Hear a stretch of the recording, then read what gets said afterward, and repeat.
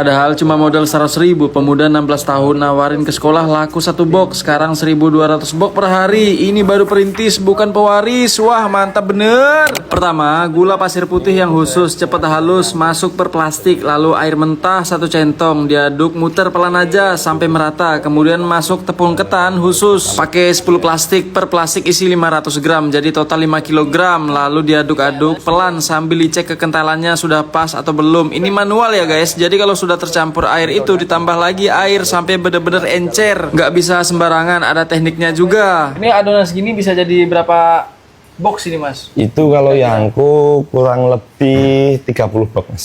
Sedikit informasi kenapa manual, karena cara ini lebih maksimal hasilnya. Dulu pernah pakai mixer tapi nggak jadi, malah nggak nyampur airnya guys. Usahanya sudah sejak tahun 2019.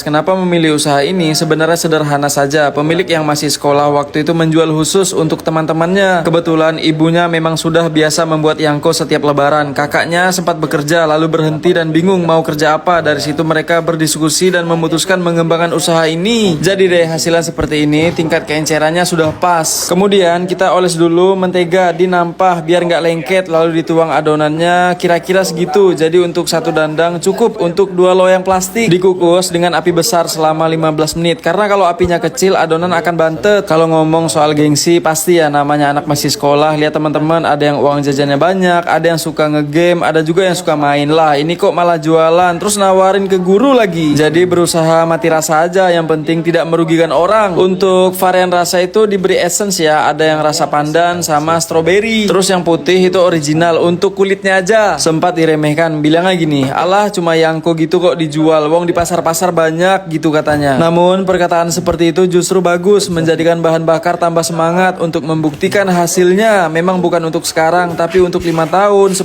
tahun, bahkan 20 tahun ke depan. Wah mantap bener. Awalnya laku paling 1 box, 2 box, rasanya susah banget. Ternyata ketika dijalani dengan hati yang senang, lama-kelamaan terus ada perkembangan. Jadi 200 box, 500 box, sampai sekarang 1.200 box tembus per hari. Sama sekali nggak nyangka, bahkan pas momen-momen 20 box sehari aja waktu itu udah seneng banget. Lumayan bisa buat beli sendal baru, sepatu baru. Dulu mau beli boro-boro cuma bisa gigit jari. Sekarang alhamdulillah sedikit banyak disyukuri. Masya Allah, perjuangan banget ya guys. Oke, jika sudah matang langsung panas-panas dipindahin ke alas plastik untuk dipipihkan dengan gelas agar merata, bisa tipis. Varian rasa disesuaikan, ada coklat, kacang tanah, keju, lalu digulung terus ditaburi tepung ketan yang sudah disangrai juga, fungsinya biar tidak nempel. Tangan ibunya udah kebal jadi jangan khawatir. Original mas ya? Ya, kalau ori keju susu putih. Nah kalau yang ini adonan original putih, nanti diisi sama keju. Dulu yang mengerjakan hanya saudara saja, ibu dan kakak, kemudian tambah rame. Sekarang alhamdulillah sekitar 16 orang. Di lain sisi mereka pasti punya orang tua, punya anak, jadi bisa sedikit bermanfaat untuk sesama. Jika sudah terkumpul di nampa penuh, langsung kita tata di rak untuk didinginkan kurang lebih 2 jaman biar agak ngeras untuk mempermudah dipotong. Soalnya kalau masih panas lengket. Nah baru deh kita proses dipotong-potong. Perlonjor itu pas banget, isi 1 box udah ukuran dari sini aja gitu. Masnya motongnya cepet banget kan, soalnya udah suhu, spesialis serta ahli di bidangnya. By the way, biasanya itu buat wisatawan juga yang sering pesen jauh-jauh hari, soalnya kadang kehabisan kalau nggak pesen. Bahkan sering dikirim keluar kota juga kalau pengen banget. Jujur teksturnya kenyal, sedikit manis. Yang disukai itu ada kacang sama keju sih, juara. Ada coklat, pandan, strawberry, dan wijen. Kunci bisa bertahan usahanya sampai saat ini selalu menjaga kualitas rasa, nggak boleh diturunkan, jangan sampai mengecewakan pelanggan. Sama yang penting juga selalu memanusiakan karyawan. Kalau mereka senang, kita juga senang gitu. Wah keren banget. Pas ngobrol sama pemilik, ini kan tadi diliput proses dari awal sampai selesai. Terus kalau ada niru gimana? Wah dengan senang hati, malahan kalaupun bisa lebih sukses, senang sekali rasanya. Bukan cuma sedekah uang aja, ilmu yang bermanfaat juga sedekah. Wah mantap bener. Moral story-nya adalah menjadi laki-laki harus kuat, bukan hanya kuat secara finansial, tapi juga kuat secara mental dan mindset. Kuat menghadapi dunia luar yang kadang kejam. Kuat menerima jatuhnya diri karena kesalahan sendiri. Dan yang terpenting, kuat untuk bangkit lagi. Karena itulah arti sejati menjadi laki-laki. Wah, keren banget. Nah, buat teman-teman yang mau nyobain yangko yang nikmat ini, bisa banget dikirim-kirim. Hubungi di sini aja ya. Terima kasih, semoga bermanfaat. Oh ya, sama sahabat yang mau belajar bareng, konten kreator juga bisa hubungi nomor di bawah ini. Sampai jumpa di video selanjutnya, guys.